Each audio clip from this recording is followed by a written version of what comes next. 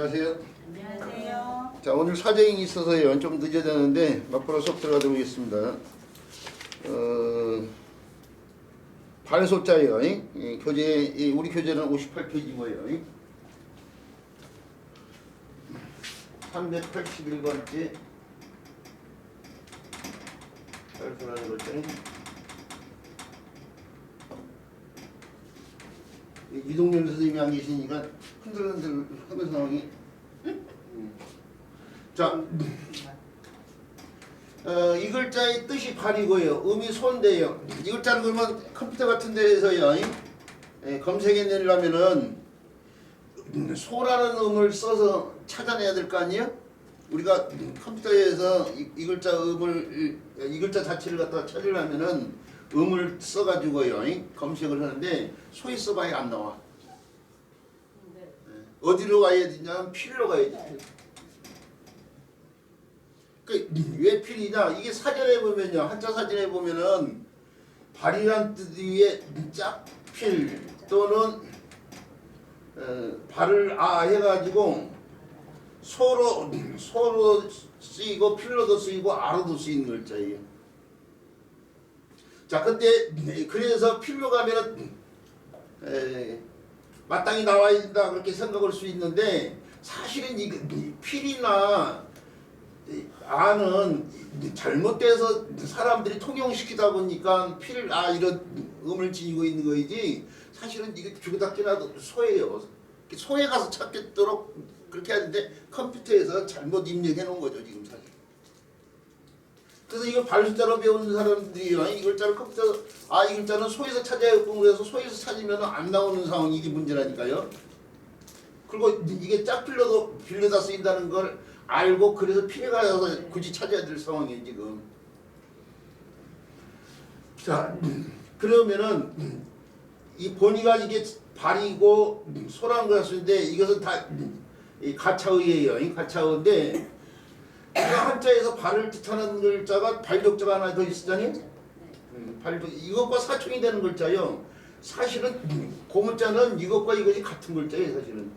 그러니까 이건 음이 소고 이건 족인데 족에서 입성자 기역자 탈락시면 조가 되고 치음계열로 바뀌면 소가 될 수 있는데 음도 서로 유기적인 관계를 맺고 있는 거예요 지금.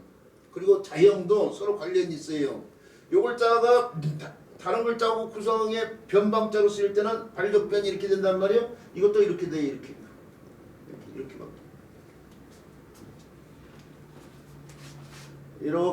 이렇게 쓰이는 글자를 이렇게 쓰고 있고 여기도 이렇게 쓰이는 글자를 이렇게 쓰고 있단 말이에요. 이게 발족변이라고 하는데요. 이건 발소변이라고 하죠. 발소변. 하나의 명칭이니까 다 붙이세요. 이것은 발이라는 뜻과 소라는 음이 있으니까 띄었어야 되는데 이건 하나 자체가 하나의 명칭이란 말이에요. 변이 음이 아니에요. 이것을 띄우면 안 돼요. 그냥 붙여야 돼요. 붙여서 써요. 요 글자와 요 글자가 똑같이 발이고 사실은 같은 음도 서로 유기적인 관계를 맺고 있는 데서 알 수 있지 서로 같은 데서 나오는데 실질적으로 발 자체를 뜻하는 글자예요. 사람의 발이요. 실질적 사람의 발을 뜻하는 글자는 문자로 쓰일 때 이렇게 선이나 정을 표해서 이렇게 되고 그것이 정의돼서 이렇게 쓰이는 글자가 이 글자가 발을 뜻하는 글자인데 호전하면서 발이 멈춰선 동작과 관련돼서 그치다의 뜻으로 쓰이면서 그치기 하니까 발을 뜻하는 글자는 다시 발족변을 여기요. 발족변을 붙여가지고 이렇게 새롭게요. 발지자가 만들어지긴 하지만은 이 글자는 거의 쓰임이 없는 글자고 주로 이제 발족자가 쓰여지고 있고 이것은 다른 글자 구성이 되면서 음 역할로 쓰이고 있는데요. 두 글자의 고문자를 보면은 사람의 팔, 요 팔을 갖다가 이렇게 옆으로 이렇게 펴놓고요. 옆으로 이렇게 펴놓고 그 위에 이렇게 발이 이어져 있는요. 발에 이어져 있는 이런 형상이 이렇게 들어가 있어요. 고문자에. 이제 이것만으로 발을 나타내는데 충분치 않다고 생각하니까 발목에서부터 무릎까지 상황을 이렇게 펴는 거예요. 이렇게. 자, 요걸 놓고 뭐 장단지라고 하는 사람도 있고 뭐 종아리라고 하는 사람도 있고 정강이라고 하는 사람도 있고 그러는데 사실은 다 포함되어 있죠? 자, 요거 볼록 튀어나온 부분이요. 장단지. 예, 그렇죠. 요 볼록 튀어나온 부분이 장단지예요, 장단지. 그러면 요 부위는 정강. 그 정강이가 되고 요 부위는 종아리가 되겠죠. 그래서 요 골자나 요 골자를 설명을 하려면은 발에 이어져 있는 정강이와 장단지와 종아리가 포함되어 있는 형상을 갖다 표현했다. 이제 정강이와 장단지와 종아리가 포함되어 있는 발을 갖다가 표현하면서 그 뜻이 발을 나타내는 글자다. 이렇게 설명해야 된다 이거예요.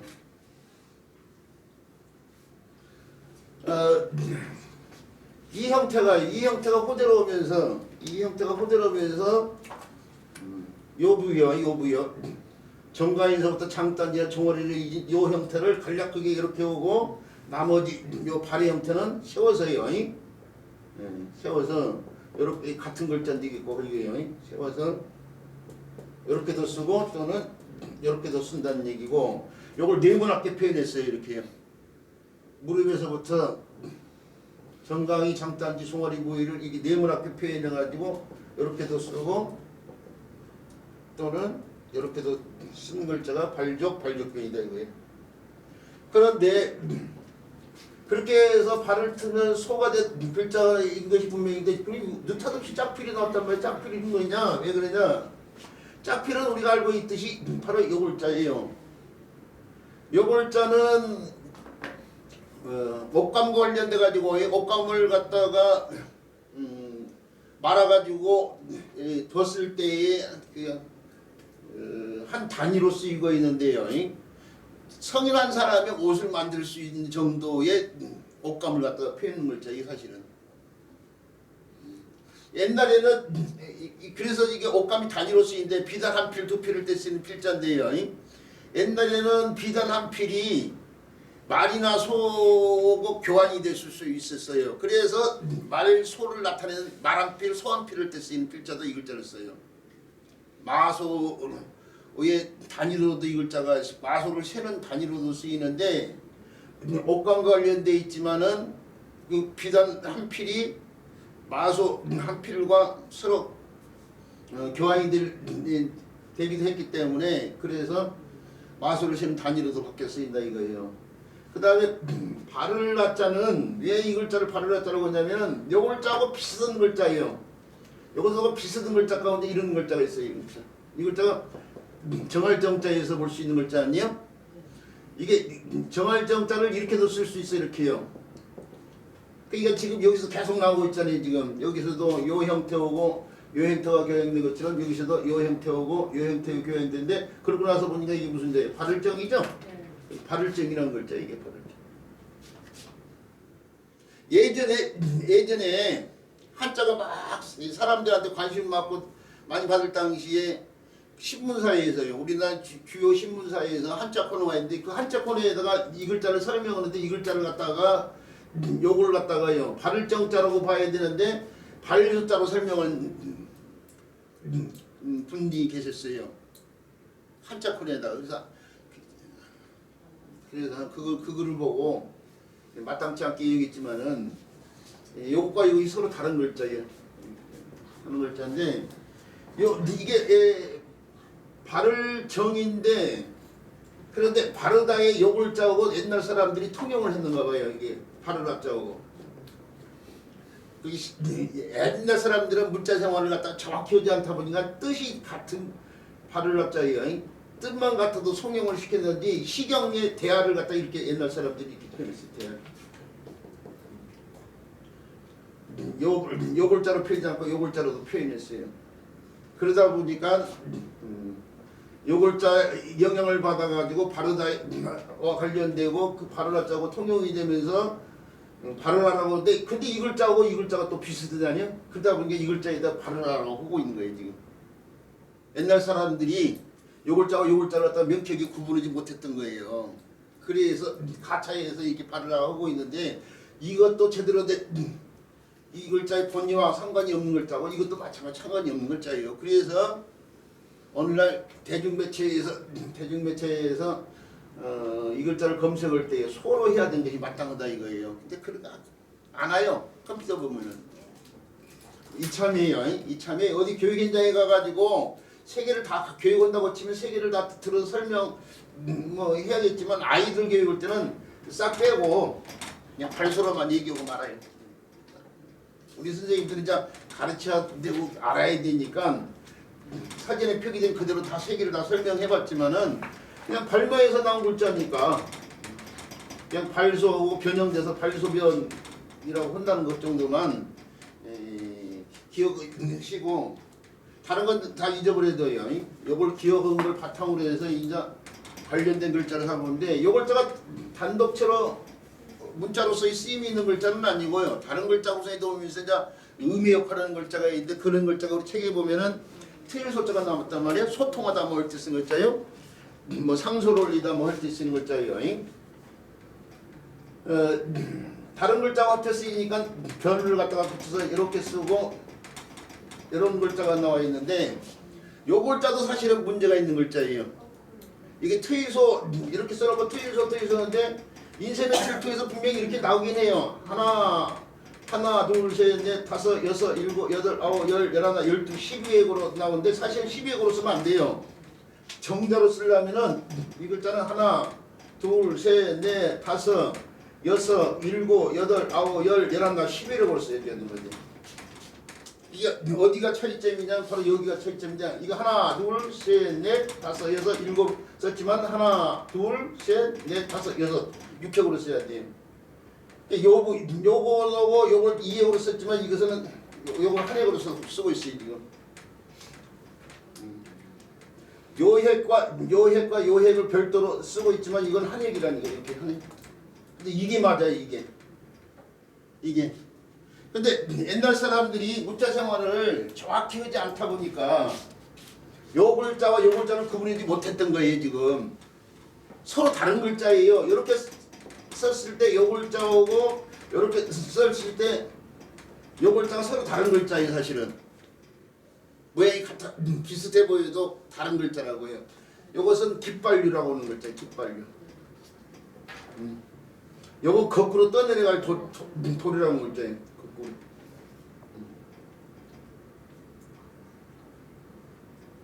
거꾸로 떠내갈 돌이라는 글자인데 이 깃발자부터 살펴보면은 호대로면서 깃발자는 그 뜻을 좀 더 분명히 해서요. 깃발의 형상에서 나온 글자예요. 우리가 태극기가 깃발인데 태극기 기자를 이렇게 쓴단 말이에요. 이렇게 쓸 때 그 기자가 음역하면서 요 글자에 의해서 뜻이 깃발 기자가 되죠. 자, 요 글자요. 이렇게 쓰인 글자. 그러면 이렇게도 쓰이는데요. 요 글자가 무슨 자라고요? 깃발언이라는 글자예요. 깃발언.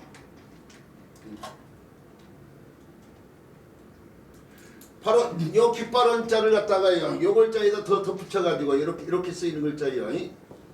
이렇게 쓰이는 글자에다가 요 글자에 덧붙여서 그 뜻을 좀 더 분명히 해서 깃발언자를 더 덧붙였다는 게 그래서 오늘날 문자로 쓰면 다시 이렇게 쓰고 있어요. 같은 글자예요. 이것도 우리가 깃발유라는 글자예요.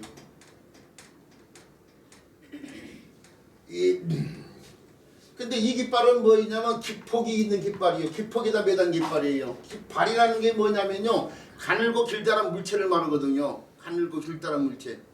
라면발 뭐 할 때 쓰는 거 있잖아요. 면발, 라면발 할 때 쓰는 거. 발을 치다.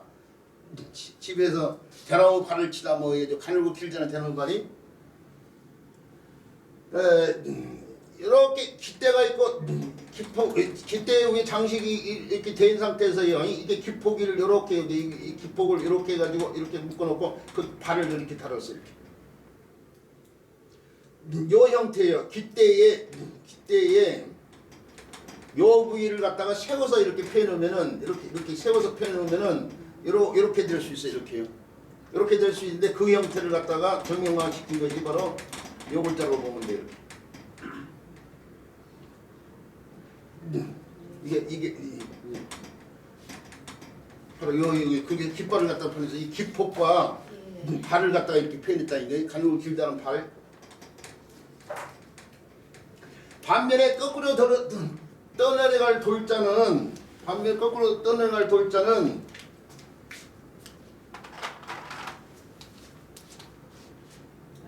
글자 속에 이렇게 표현된 글자가 있는데 이렇게 쓰여지는 글자는 없어요. 한자 하나, 둘, 셋, 넷, 다섯. 문자로서 이런 글자는 없지만 요 글자는 있어요. 이렇게 쓰입니다. 하나, 둘, 셋. 요 글자는 뭐냐면 아이, 나을, 돌이라는 글자예요. 돌. 그 뜻이 아이와 관련했는데 우리가 아이를 뜻하는 글자가 아이 자자가 있잖아요. 이렇게요. 이게 아이 자자잖아요. 어느 날 호들오면서 아이 가운데 농경시대 때에 남아선호가 생겨요. 농사에 도움이 될 수 있는 사례가 계집보다는 농사에 도움이 되니까 그래서 사례 아이와 관련돼서 오늘날 아들자 하고 있지만 이게 원래 아이 자자에 남자 여자에 다 쓰이잖아요. 이 글자가 처자 낭자에도 이 글자를 쓰잖아. 이 아이 자자의 고문자가 뭐 이렇게 되잖아요. 이렇게요. 그렇게 되죠. 큰 머리를 특징으로서 두 손과 꼼짝거리는 두 손과 아직 걷지 못하니까 온전치 않은 다리로는 하나로 이렇게 펴는 거죠. 요걸 갖다 요 글자를 거꾸로 뒤집으면 이렇게 된다는 걸 알 수 있어요. 이렇게. 그래서 요 글자가 하나, 둘, 셋에 되는데 이거 거꾸로 뒤집으면은 여기 하나, 둘, 셋 이렇게 되는 거예요. 이렇게. 요 글자를 거꾸로 뒤집으면 바로 요 글자가 돼요. 거기서 정의된 글자가 아이 나올 글자예요. 그러니까 머리를 아래로 해서 지금 세상에 나오는 아이를 갖다가 표현했다고 봐서 이게 아이 나올 돌이라는 글자예요. 자, 그런데 여기서 이 아이 자자의 고문자가 이렇게 된다고 했는데 아이 자자의 고문자에 보면 이렇게 표현된 글자도 있어요. 이렇게 표현된 글자도 있어요. 그러면 이 아이를 갖다가 이렇게 표현된 상태에서 거꾸로 되면 이렇게 될 거 아니에요? 이렇게요? 이렇게? 이렇게 될 거 아니에요? 우리가 아이 태어난 거 보면 머리가 좀 있다고요. 사람이 엄마 몸속에서 모태에서 10개월 있는데 10개월 동안 있는 동안에 가장 성숙이 돼서 나온 부위가 머리요. 머리 부위예요. 그래서 머리가 커요. 아이 때 태어나자마자 아이는 4등신이라고 머리가 몸의 4분의 1이 차지하고 있다고 해요. 길이로 보면은 오늘날 몸매가 잘 빠진 사람을 8등신이라고 하는데 8등신하고 4등신으로 비교하면 머리가 2배가 크다는 걸 알 수 있어요. 신체적에서. 그래서 머리 가운데서 가장 지름이 넓은 부위가 기가 닿는 부위 아니에요? 기부위. 그래서 엄마 몸에서 빠져나온 날을 기 빠진 날이라고 한 이유가 그거 아니에요. 이게 온몸이 아래 몸체까지 성장해서 나오면 사람이 몸에서 빠져나오는데 어려움이 있어요. 인간이 얻은 거 있으면 이런 거 있는데 인간이 두 손이 앞을 집을 때요. 원숭이 고느라처럼 앞을 집고 세상을 살 수 있는 게 아니고 징립을 했단 말이에요. 징립에서 얻은 것이 많은데 이런 것도 있는데 이 골반이 작아졌어요. 자궁구가 작아져가지고 이 태어난 데 탄생에 고통이 있기 때문에 그걸 줄이기 위해서 하체가 덜 성숙이 돼서 나온다고. 머리만 성숙돼서 나오고 머리는 중요한 부위니까. 다른 동물들은 태어나자마자 1시간에도 걷고 3시간에도 걷는데 사람이 못 걷는 이유는 머리에다만 집중이 되기 때문에 그래요. 1년이 지나고 2년이 지나고 해야지 하체가 발달되면서 걸을 수 있게 되는 거 아니에요? 근데 머리가 발달돼서 그 머리에 머리털도 희끗희끗 보인단 말이에요. 이게 희끗희끗이 아니고 참 거무스러운 게 그 머리요. 그 머리를 갖다 좀 표현할 수 있는데 자, 요 머리까지 표현되면은 바로 이 글자예요. 이게 후세 사람들이 요걸 물로 잘못 본 거야. 그리고 태어날 때 아이들이 많이 죽다 보니까 아이를 물에다 던져서 버리는 것으로 잘못 본 거야. 근데 이거 자체가 내일이야 이 글자예요. 요 글자하고 요 글자가 이 글자가 이 글자거든요. 아들 자자 이 글자가 이 글자거든요. 요 글자고 요 글자가 같은 글자란 말이에요. 여기 머리털을 갖다가 이렇게 표현했어요. 이것도 아들 자자예요. 오늘날 안 써서 그렇지 이거 아들 자자예요. 요 글자고 요 글자가 아들 자자라면 요 글자하고 요 글자는 똑같은 글자예요. 사실은 똑같은 글자. 아이 나올 돌이라는 글자. 이게 제 주장이 사실 이렇게 주장하는 사람들 없더라고요. 저는 분명히 아이 나올 돌자고 이것도 아이 나올 돌자인데 후세 사람들이 이런 관계를 이해를 못하고 요걸 물로 봤다니까요. 그리고 요건 태어나면서 죽은 아이인데 우리가 버릴 기자 같은 거 있잖아요. 버릴 기자. 버릴 기자가 여기 죽은 아이를 갖다가 어떻게 돼요? 키에다가 이렇게요. 키에다가 두 손으로 버린 모양을 갖다 펴는 거예요. 지금 키에 담아서. 옛날에는 태어나면서 죽어서 사살아들이 많았어요. 그러니까 여기에 요 형태에다가 물로 생각을 했던 거예요. 이게 아니 죄송합니다. 이게 깃발육자가 아니고 요거요. 물로 생각해가지고 버린 아이를 여기서처럼 버려서 물에 거꾸로 떠내려간다고 생각했는가 봐요. 근데 이게 잘못된 뜻이야 지금. 내니야 이 글자도 아이 낳은 모양에서는 아이 낳은 둘째. 왜 그렇게 주장하냐면요. 왜 그렇게 주장하냐면 우리가 아이를 낳는다고 했는데 아이를 낳는 걸 표현하는 글자가 하나 있어요. 아이를 낳으면 기르게 돼 있잖아. 그러죠. 아이를 낳는데 그래서 기를 욕자도 이렇게 쓰면 안 돼요. 요 글자를 쓰면 안 돼요. 요 글자를 써야 돼요. 요 글자. 아이 낳을 둘자. 이렇게 낳는 이유는 기르기 위해서 낳는 거 아니에요. 이게 낳아서 기른다는 뜻의 영향을 주면서 보기 욕자가 변화된 육자로리 음역화를 해가지고 이게 기를 욕자야. 자, 그런데 기를 욕자에 이체자가 있어요. 이체자가 어떻게 쓰냐면 바로 이렇게 써요. 이렇게요. 이렇게. 이거 같은 기를 욕자예요. 자, 한자 교육이신 분들이라면 알고 있어야 돼요. 요 글자에 보면 이게 몇자가 뭐냐면 여자가 무릎을 꿇고 두 손을 모으고 이게 젖이 있는데 머리 위에 장식을 했죠. 이것이 이거예요. 머리 위에 이게 결혼한 여자가 쪽을 짚고 비녀를 찌르잖아요. 그걸 갖다 표현해서 결혼 여자예요. 지금 머리가 장식된. 그런데 요 형태를 어떻게 표현해? 이렇게 표현했어요. 이게 막 아이를 낳고 있는 걸 표현하는 거예요. 이제 엄마가 이거 어미 못자잖아요. 어미 못자. 어미가 아이를 막 낳고 있는 걸 갖다 표현했어요. 이게요.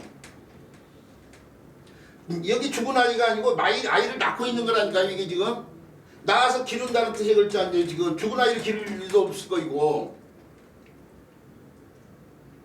이 글자가 내냐? 이 글자가 요거 형태가 되냐? 요걸 거꾸로 뒤집은 형태란 말이에요. 이걸 거꾸로.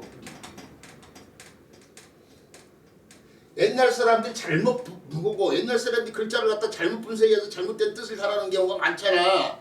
그래서 오늘날 이걸 거꾸로 떠내가다 이렇게 잘못 뜻을 갖다가 표기를 하고 있는데 제가 봤을 때는 이것도 아이 낳을 토자 이것도 아이 낳을 토자야.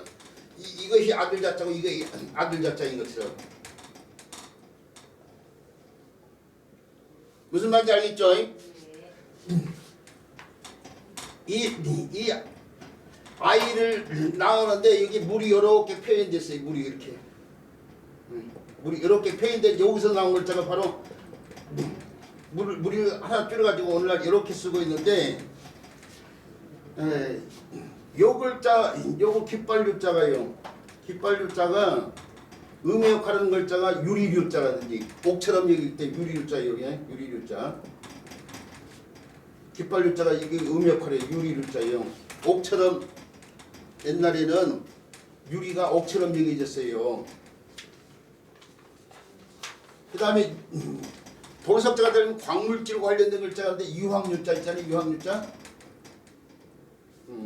이것도 유는 유인데 돌 가운데 광물질인 유황이에요. 유황. 유황유자에 요 글자로 유추가 되다 보니까 원래 이걸 이렇게 써줘야 돼요. 아이를 낳을 때 양수 같은 거 그런 걸 갖다 표현했다고 봐야 되는데 이것도 오늘날 이렇게 사람들이 이렇게 쓰고 있어요. 근데 이것이 본자가 분명히 이거예요. 기를 욕자도 이렇게 쓰면 안 되고 반드시 이렇게 써줘야 된다니까요.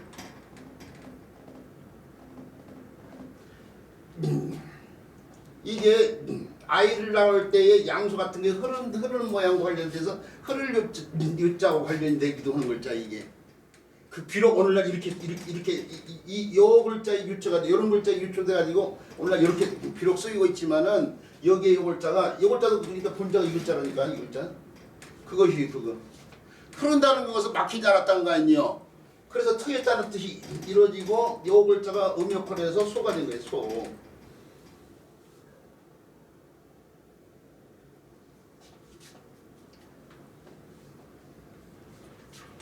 자, 트의소자 요거 잘못된 글자고요. 여기 옳은 글자인데 이 옳은 글자에 이것은 음역할을 하고 이건 흐를 자에서 볼 수 있는 내리 그 자에 그 자에 흐른다는 것은 막히지 않고 트였다는 거거든. 그래서 트일 소자에 트일 소자. 소통하다 상수하다 아래에서 신화가 있는 것 같아요.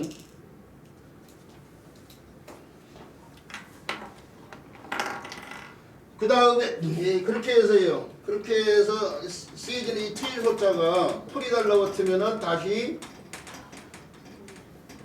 소는 소인데 나물 소자가 되죠. 먹을 수 있는 나물이요. 이 풀 가운데 먹을 수 있는 나물과 나물 소요. 채소 올 때 쓰이는 소자예요. 그 다음에 트일 소자를 갖다가 트일 소자를 이렇게도 쓰잖아요. 이렇게요. 묶을 소자 형태로 써요. 그 묶을 소자 형태로 요글자를 쓰는데 요것만 달라지는데 어떻게 해서 이게 묶을 속자로 썼냐? 이 글자를 갖다가 발 속자하고 묶을 속자가 합쳐진 글자라고 하는데 속자가 합쳐진 글자라고 하면 안 돼요. 그것의 형태예요. 그것의 형태. 속자가 아니에요. 속자처럼 쓰이고 있는 형태인데 보세요. 요 트일 속자의 고문자가 이 글자잖아요. 지금 요걸 거꾸로 뒤집어진 글자 아니에요. 지금 요것이 지금 요 글자를 갖다가 거꾸로 뒤집으면 요 글자예요. 지금 요 글자. 요 글자. 아이가 있고 머리털이 이렇게 있고요. 요걸 이어졌어요. 반듯반듯 정리을 시켜봐.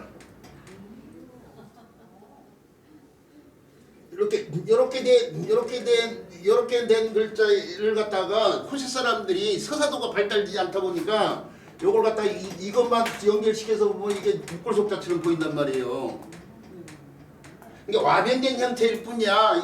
요걸 거꾸로 떠내려갈 글자예요. 그것이 와변된 형태예요. 이게 묶을 속자가 아니고.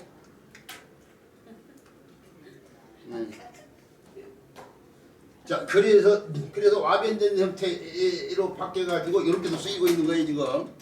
네. 자, 그렇다고 알아두시기 바라고. 그 다음에 발소자가 음역하는 글자로서 가시나무 초자가 있네요.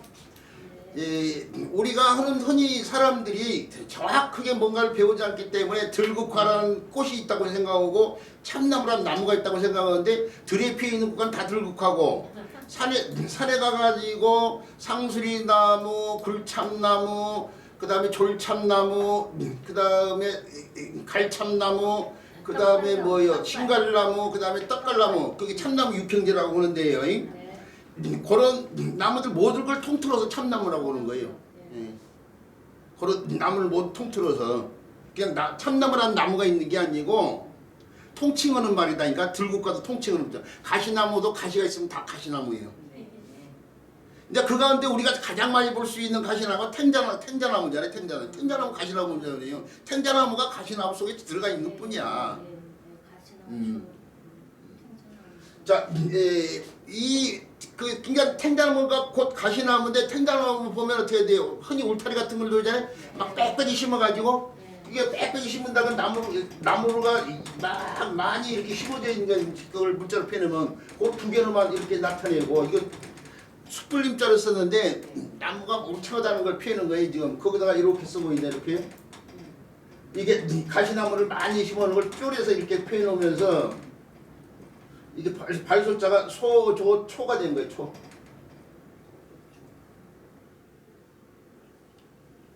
그런데 이제 나라 이름으로 많이 옛날 이제 항우가 쉬었던 나라요. 나라 초나라 초자로 이게 많이 나라 이름 초요. 초평 항우가 세웠던 나라 이름을 많이 쓰다 보니까 나라 이름 초라고 하고 사면초가 뭐 이럴 때 쓰이는 초자가 된 거 아니에요? 그 다음에 요글자에다가 다시 돌석자가 달라붙으면 돌은 돌인데 집을 지을 때에 기둥 밑에다 집어있는 주춧돌이에요. 주춧돌.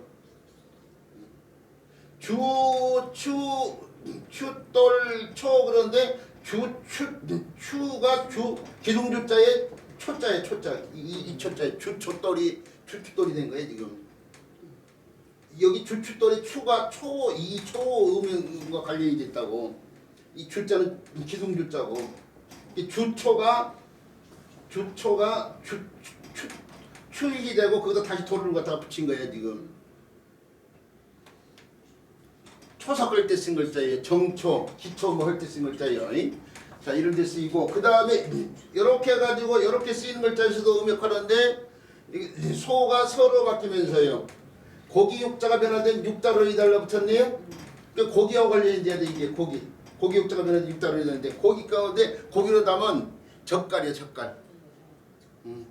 젓갈을 산 글자인데 옛날에는 음이 비슷하거나 같으면 어떻게 돼? 통용해서 쓰는데 이게 더불다 여러 서로 뭐 이런 뜻으로 쓰이지는 이 글자가 바로 더불렸자 서로 여자 얘기예요. 요 글자고 이건 오늘날 여가 되고 이건 섰지만 이 글자도 몇 산자를 집으면 서로 바뀌잖아. 섬소자. 그러죠? 이 글자하고 옛날 통용을 했는데 이 글자의 뜻의 일부를 빌어다 쓰면서 이게 서로 소자가 된 거예요. 원래 고기 육자에서 고기로 담은 젓갈을 써야 되는데 문자가 많지 않은 시절에 문자를 정확히 쓰지 않는 시절에 음이 비슷하거나 같으면 통용해서 쓰는데 이 글자의 뜻으로 이 글자 뜻 일부를 갖다가 통용해서 쓰면서 이게 서로 소자로 오늘날 쓰게 됐다 이거예요. 자, 뭐 국무총리 설이 뭐 이럴 때 쓰인 글자고요. 이 글자는 다시 계집여자를 이렇게 붙여서요. 이렇게 쓰면은 선은 선대 딸의 남편이 되는 사이를 짠 사이서자예요. 사이서자를 이렇게 쓸 수도 있죠. 이렇게요. 그래요 안 그래요? 뭘 그래요? 누가 보고 얘기를 해야지 보지도 않고 얘기를 하면 어떻게 돼요? 무슨 자를 썼어요? 흑도자를 썼죠? 서로서자가 몇번서 흑도자에서 사이가 됐다는 건 말이 안 되잖아. 선비사자를 써줘야 돼요. 근데 선비사자가 왼쪽에 쓰이는 글자가 거의 없어. 흑도자를 왼쪽으로 쓰고 있는 글자들 엄청나게 많잖아요. 무심코 사람들이 이걸 흑도자로 쓰려고 한단 말이에요. 흑도자가 아니고 선비사자예요. 선비사자고 선비가 문관보다는 무관 쪽에 더 치중이 됐다고 했잖아요. 옛날에요. 우리가 식식할 장자가 장원장인데 선비사자에 의해서 식식할 장자가 된 것처럼 그래서 계집여자 대신에 선비사자로 바꿔서 쓰기도 한다는 사실이요. 동서 뭐 이럴 때 쓰이는 글자예요. 자, 발효석자에 대한 선 얘기까지 하도록 할게요. 따갔다가 다시 하죠. 그 다음에 비워야 될 글자에 1시간 오고 나서 쉬는 시간 갖도록 올게요. 그 다음에 비워야 될 글자는 물숫자에 글자의 뜻이 물이네요. 교육 현장에서 한자를 가르치는 사람 이전에 교육자잖아요. 교육자라면은 여러 생각을 가지고 교육에 임해야 되는데 물의 소정원 같은 걸 설명해 줘야 돼요. 물숫자 교육할 때 우리가 한자를 가르친 것도 지식만을 쌓기 위한 것이 아니라 인성교육에도 도움이 되기 위해서 한자 교육을 하는 건데 인성교육에 도움이 되는 그런 얘기도 해줘야 될 거 아니에요? 왜 이 얘기를 하고 있냐면 물 너무 낭비를 해요. 요즘 사람들이. 그래서 우리가 물 쓰듯 한다 뭐 하고 물을 갖다가 낮춰봐가지고 물로 본다 뭐 이런 표현도 물을 낮춰본 거 아니에요 지금? 사람이 물에 대한 소중한 고마움을 모른다니까요. 그러니까 내가 내 돈 내고 가서 목욕을 하는데 목욕하는 데 가서 보면 물 틀어놓고 샤워하는데 막 쓰지도 않는데 막 틀어놓고 있어. 근데 있죠. 저 그리스 철학자 탈레스가 만물에 그러는 물이라고 했어요. 물이라고 했고 엘빈 토플러 있죠. 엘빈 토플러가 또 한 말 가운데 그런 말이 있어요. 20세기는 석유의 시대지만은 21세기는 물의 시대라고 그렇게 얘기를 했는데 지금이 21세기 아니요? 지금 21세기인데 21세기 중반이라고 하면 2050년을 생각해 보면은 21세기 중반인 2050년생은 그때 가면 있죠. 물이 석유보다 더 비싸 분명해져요. 지금도 사실은 있죠. 지금도 내년에 2024년인데 지금도 저 해저 심층수 같은 것은 있죠. 50리터 하나에 막 5,000원 막 15,000원 이렇게 파는 데도 있어. 훨씬 비싸 석유보다 지금도. 우리가 사 먹는 생수 가운데에 석유보다도 더 비싼 것들이 많아요. 같은 부피를 놓고 봤을 때 물이 인자는 물을 함부로 쓰면 안 되는 시대예요. 물이 이 블루 골드라고 해요. 물을 푸른 금이라고 본다니까 물을요.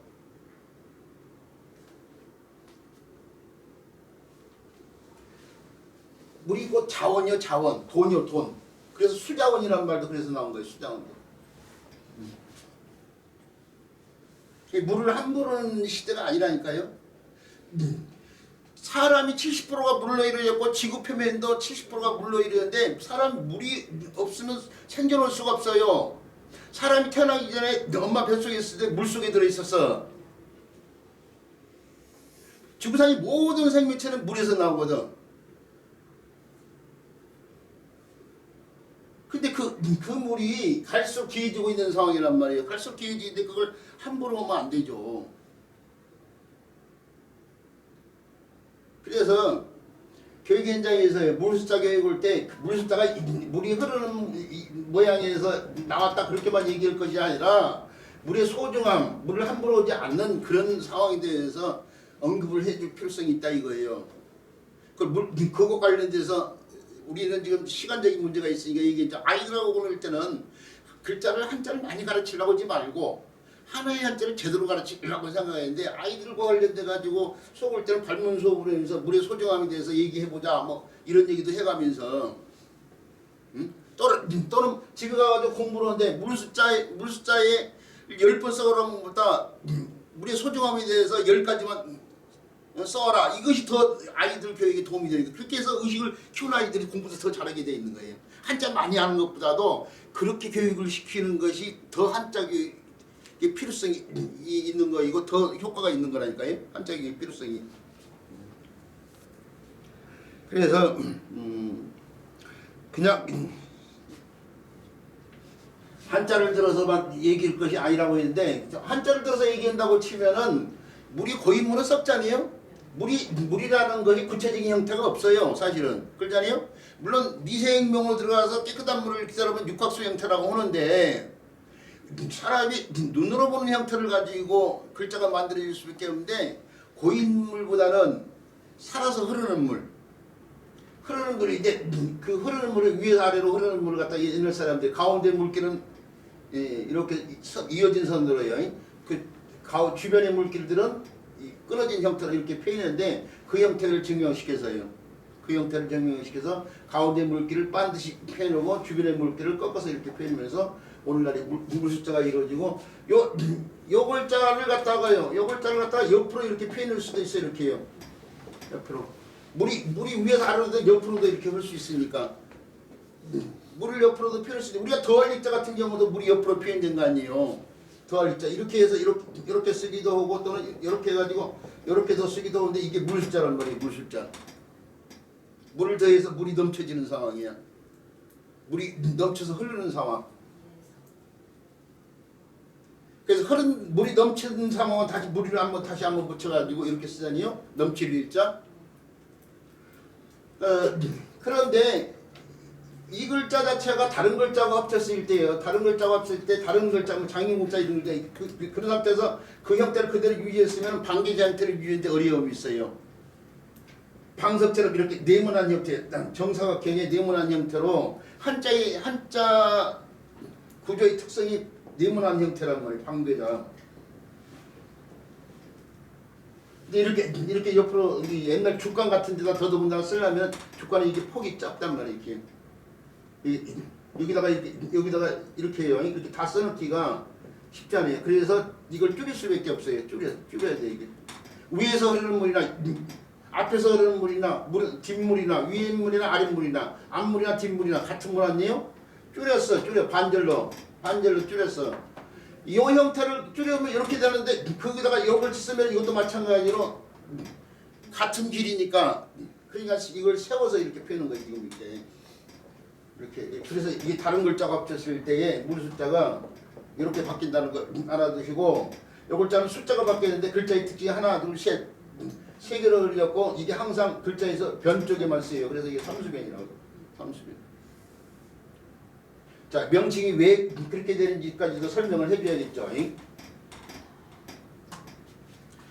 자, 물사와 관련돼서 사실은 좀 하고 싶은 얘기가 많지만은 뭐 제가 얘기 안 해도요. 우리 선생님들이 뭐 알고 있는 사실도 많고 그러니까요. 그것을 적용해서 현장에서 교육하시기 바라고.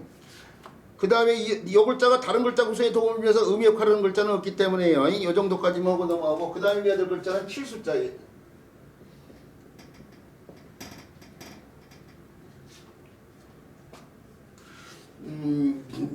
앞에서 나중에 배우겠지만은 앞에서 배웠나 나중인지 모르겠지만은 한자에서 이렇게 쓰이는 글자는 이게 칠복이라는 글자거든요. 요것을 변형해서 이건 손에 책지 같은 걸 들고 있는 형태인데 정형의 글자는 이렇게 쓰고 변형이 되는 글자는 이게 손이 풀어지면서 이렇게 쓰고 있기 때문에 변형해서 이렇게 쓰기도 해요. 요거 변형자가 없어요. 요건 이제 등글무이라고 하는 글자인데 요 글자는 치는 똑같이 치다는 얘기예요. 가볍게 치는 행위예요. 그래서 요 글자는 가르칠 교자 이런 글자, 가르칠 교자라든지 또 노을방자라든지 번받을 효자라든지 뭐 기를 목자라든지 이렇게 가볍게 다그치는 얘기에 요 글자나 요 글자를 써요. 베풀서자 이런 글자들이요. 이렇게요. 두드릴 꽃자 이런 글자들이요. 이런 글자에 가볍게 다그쳐서 베푸는 거 실복자나 또 등그름으로 이렇게 쓴다 이거죠. 반면에 요 글자는 죽일 살자 또는 뭐 때릴 꽃자 구타할 때 쓴 글자예요. 또는 뭐 무너뜨리는 헐회자 이런 데서 보듯이 좀 세게 때리는 행위예요. 똑같이 치다인데 이것은 세게 치는 행위, 이것은 가볍게 치는 행위요. 일반적으로 이렇게 어느 정도를 두고 어느 정도 이상이 세고 어느 정도 이하가 뭐 가볍냐 그렇게 구분하기가 힘들겠지만 일반적으로 세게 치는 행위에 나타내는 글자는 이 글자고 가볍게 치는 행위에 나타내는 글자는 이 글자다 이거죠. 자, 요 글자하고 요 글자 보면 공통으로 손이 이렇게 달라붙는데 사람이 손이야. 사람 손이 있는데 요건 착지이지만 요건 몽둥이에요. 몽둥이. 옛날 글자로 몽둥이 형태. 제대로 된 도구를 사용해서 이렇게 도구.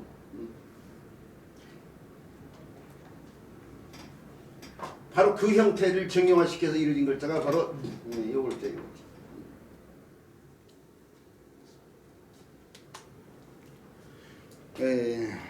뭐 몽둥이 가운데 구체적으로 뭐 이제 뭐 창으로 보기도 해가지고 창수라고도 하는 사람도 있는데 창수라고보다는 손에 몽둥이 같은 걸 들고 친다고 생각하셔요. 그래서 칠수자예요.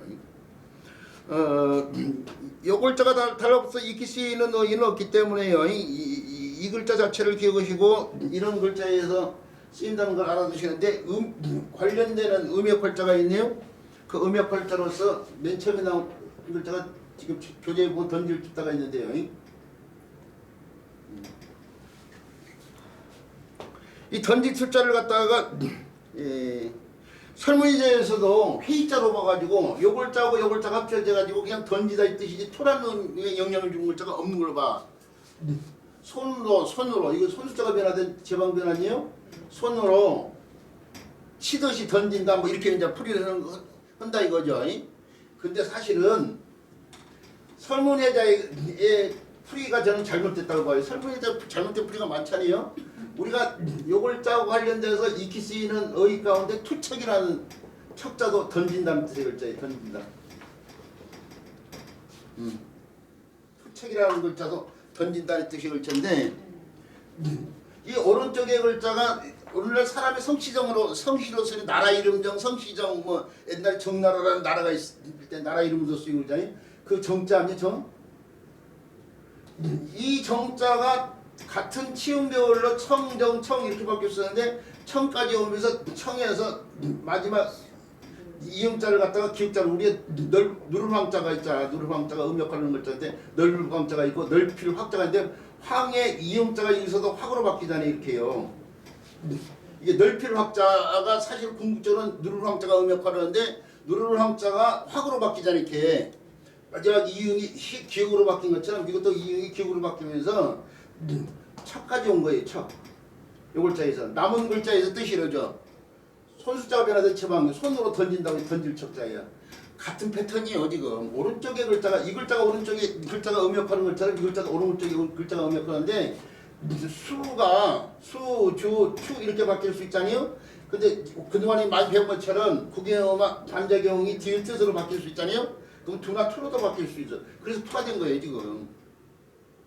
그래서 설문해자에서는 요 글자가 음역할자라고 설명을 안 하고 이건 뜻에 영향을 미친다고만 설명했는데 그게 잘못이라 이거예요. 제가 봤을 때는. 오늘날 교육 현장에서 한자 가르치신 분들의 가장 크게 범하는 오가 설문해자를 그대로 쫓아가는 것. 설문해자가 한자 교육에 정말 큰 도움이 주는 책임만큼 분명해요. 그런데 그런다고 해서 100% 따라가면 안 돼. 이제 성경에 처음은 미미하지만 끝은 창조하는데 처음에 미미할 수 있어. 그렇지만 처음 자체는 굉장히 소중한 일 아니에요? 그 소중한 것으로서 설문의 가치는 분명히 있어. 그런데 그 미미하다 보니까 잘못된 부분이 좀 있는 거예요. 그것까지 따라갈 필요는 없죠. 저는 설문의자 풀이와 달리 이 글자가 음역하는 글자로 봐요. 수가 그런데 수조추 투까지 왔다고 보는 거죠. 그리고 그렇게 보는 것이 뭐냐면 같은 뜻이겠니 던질 토자 토짝에 척자도 오른쪽에 글자가 음역하는 건단 말이에요. 지금 그런 걸 봐서도 던질 토자가 음역하는 거고요. 그 다음에 넙떡다리 고자 이 글자도 이 글자가 음역할 자로 봐요. 그러니까 수가 구가 되고 구가 고까지 왔다고 저는 본 거예요. 우리가 넝쿨구라는 글자가 한자에서 넝쿨구라는 글자인데 이게 넝쿨구자예요. 이거 부르짖을 교자 같은 데서 이제 이 몸에 하나 추가되면서 규로도 발음되지만 여기서는 규로 발음돼. 이게 원래 이 글자만 넝쿨이 이렇게 엉켜져 있는 거에서 넝쿨구라는 글자인데 요 글자가 다거치다에 요 글자를 붙이면 둥그런 거 붙이면 구가 뭘로 바뀌어요? 수로 바뀐단 말이에요. 다거쳐서 거둔다 이거예요. 거둘 숫자. 이게 음역할 자인데 구가 넝쿨구자가 수로 바뀌었잖아요 지금. 그러니까 우리가 흔히 알고 있는 것 가운데 기름을 짜다 하지 않고 기름을 짜다 그런단 말이에요. 기리질퍼거다 하지 않고 지리질퍼인데 이게 구경화의 일종이라고 봤어요. 기육자가 지읒자로 바뀌는데 지읒자는 치은결끼리 또 교환될 수 있잖아요. 그래서 시옷까지 온 거예요. 우리가 연고고자 고자가 아니 이곱자보다는 요글자가 연고고자보다는 요글자 아래고자가 이렇게 했는데 고가 있는데 책받침이 달라붙으면 조로 바뀌잖아. 만들 조자. 요것도 나왔으니까 이 고가 그러면 조가 되고 사람이 달라붙으면 주까지 온 거야. 주. 무슨 조자? 지울 조자. 간주하다 뭐 할 때 쓴 글자예요. 여기가 고자가 조로 바뀌고 있어요 지금. 여기는 고자가 조로 바뀌고 고자가 조로 바뀌고.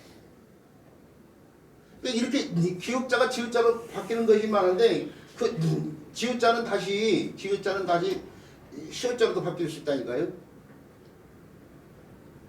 그래서 여기요 시옷자하고요 기역자가 서로 교환이 된다는 걸 알 수 있어요. 우리가 새끼양을 뜻하는 새끼양 고자도 이렇게 쓴다는 거예요. 이렇게. 고는 고인데 이게 쓰이는 글자는 아니지만 이게 양 가운데 새끼양을 나타내는 글자란 말이에요. 이 글자도 양양자에 의해서 뜻이 새끼양이 되면서 요 글자에서 의미 고란 말이에요. 그런 것처럼 요 글자도 이게 의미 고가 되면서 육다로에 달라 또 인치 한 부위에 관련돼 있어. 넙떡다리 고관절을 때 쓰는 글자예요. 고갱지신 뭐 할 때 쓰는 글자가 바로 이 글자예요. 이것도 죽었다 깨어나도 이 글자가 음역하는 글자예요. 육다로에 달라붙은 간간자 흡합했자 뭐 이런 글자도 보면 전부 다 오른쪽에 글자가 쓸게 달때 다 음역할 자잖아요 지금. 그러잖아요? 이거 같은 거예요 지금. 음역할 자예요 지금.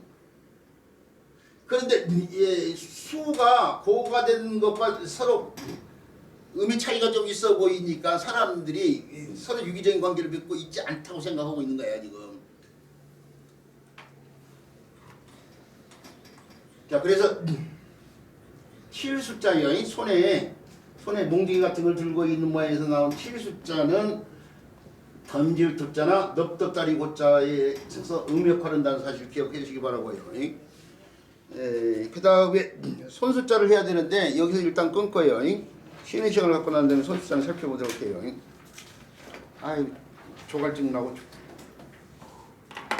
아침에